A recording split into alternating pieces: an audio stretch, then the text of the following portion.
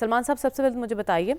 وزیراعظم کی پیشکش کا کوئی مثبت جواب آپ کو لگتا ہے آپ آئے گا؟ کیونکہ بیک اینڈ پہ کچھ نہ کچھ چل رہا ہے، اسپیکر کچھ کردار ادا کر رہے ہیں، اس حوالے سے کیا خبر ہے آپ کے پاس؟ دیکھیں، میثاق استحکام پاکستان کی پیشکش، یہ پیشکش میرے خیال میں اس لیے سنجیدہ ہے کہ یہ یوم آزادی کے موقع پر کی گئی ہے اور پاکستان کے اندر یوم آزادی کے حوالے سے ایک جوش و خروش، ایک جذبہ ولولہ، اور اس دفعہ کا یوم آزادی ماضی کے یوم آزادی سے مختلف تھا، اس لیے کہ پاکستان کو ایک بڑی فتح ملی تھی اور پاکستان کے آج کے پرائم منسٹر، اگر آپ ان کی ساری سیاست دیکھیں نا تو یہ براہ راست اپنے مخالفین سے الجھنے کی بجائے ان کو زیادہ فکر ہوتی ہے اپنی کارکردگی کی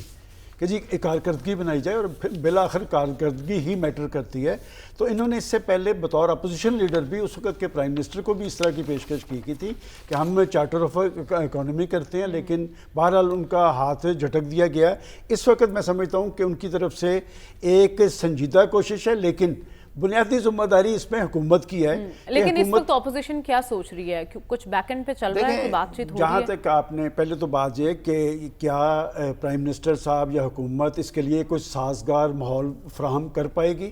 ایوان کے اندر دیکھیں، ہم نے پارلیمانی رپورٹنگ کی ہے، ایوان کے اندر جو اراکین اسمبلی ہوتے ہیں یہ آپس میں باہمی شیر و شکر ہی ہوتے ہیں، یہ چیزیں ڈسکس کرتے ہیں۔ خرابی کہاں پر ہوتی ہے؟ خرابی ہوتی ہے لیڈرشپ کی سطح پہ، اور یہ بات میں آپ کو پورے وثوق سے پی ٹی آئی کے حوالے سے کہہ سکتا ہوں کہ پی ٹی آئی کی جو لاٹ جیل سے باہر ہے